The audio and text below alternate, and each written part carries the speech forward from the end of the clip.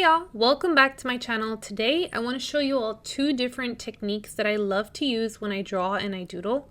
Specifically, I want to go over this sort of swirly art that I tend to go for when I'm creating and explain sort of step by step how to achieve these types of drawings for anyone curious how it's done. I do get questions and comments sometimes from people asking how these kinds of drawings are possible. So let's get started for this first drawing. I'm going to show you how I create these OG swirls that I started making in high school. And these are hands down my favorite types of doodles to create. I even got to paint them on irrigation pipes in my city as part of their beautification efforts.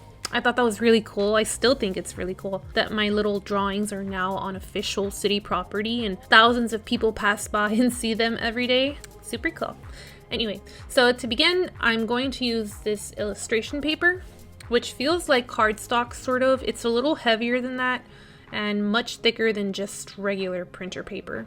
But you can use whatever's on hand, whichever color or thickness of paper you have is fine. For my pen, I'm going to be using this lei pen from Marvi Yoshida. Usually I use these micron pens, but I'm going to give this drawing a shot with this lei pen. So the first thing I want to establish are my starting lines, and it's not an exact science. It's not essential to get the lines perfectly. I'm just going to draw a squiggly line from one corner of the paper to the other, and then try as best as possible to draw the same squiggly line right over it without crossing the line. So basically we're creating like a little spaghetti strand. And I'm going to do the same from this other corner to this corner, and then from top to bottom, and then one more from left to right. So these lines ensure that we have all these different slices laid out for us so that we can work from section to section. Alright, to begin, we're going to need to draw a line in the middle of each section, and this line is what separates each one of these little teardrop shaped squiggly thingies, I don't know what to call them, from side to side. So it'll create this leaf-like vine-shaped thing in the end, and that's really all you're going to need to do all the way until the top of each section for every single section on the paper. Heads up, this task can really make your hand cramp up. I know my hand was super numb by the time I was finished, and it took me about an hour, I think? I don't know. But it was super cool to do, and I had my music on and I was jamming out. I was having a really good time, honestly, and I can't emphasize how much peace and joy this brings me, which is another reason why I wanted to share this and create a video about swirly art. I love that I love it, and I strongly feel that we should share the things that we're passionate about with the world because it only brings more positivity and love into our lives, and we need a lot of that.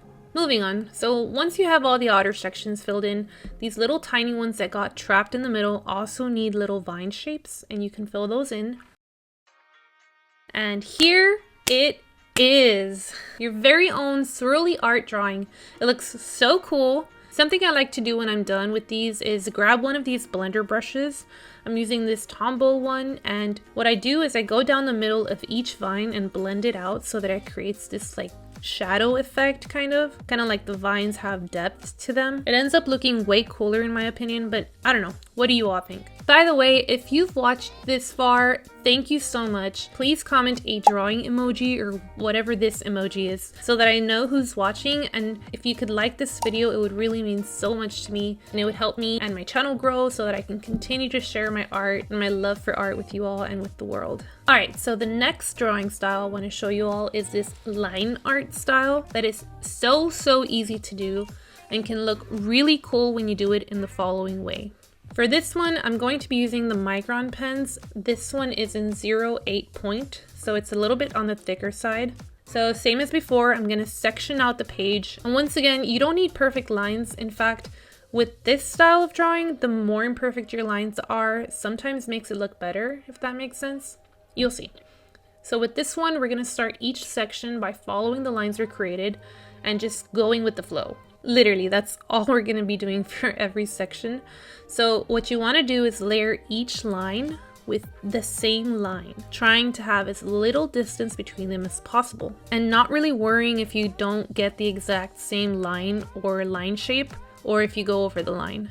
You just want to maintain the same rhythm and let your pen and the lines guide you. What I like about this style of drawing is that it's super unique to the person drawing. You might not get this exact same result because each line in this drawing is a result of my hand movement, whether it be intentional or a mistake, and I could probably never achieve the same result as another person, so I like that aspect of it.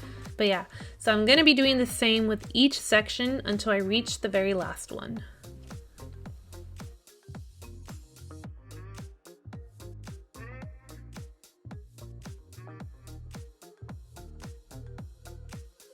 So here is the result of this drawing. And same as with the last one, you can grab a blender brush and blend any areas where you might want to add a little bit of depth and maybe some shadowy areas. And here is the result. This style looks super cool. I really like it. Personally, I prefer this viney style over the line art. And I find it soothing and a little more sophisticated, more structured, more organized, but both are super fun to do and I alternate between them depending on how I'm feeling. But what do you all think? Did you find this video helpful or entertaining? Also, if there's any art styles or drawings that you would like to see me try, let me know in the comments. As always, thank you all so much for watching and I'll see you in the next one.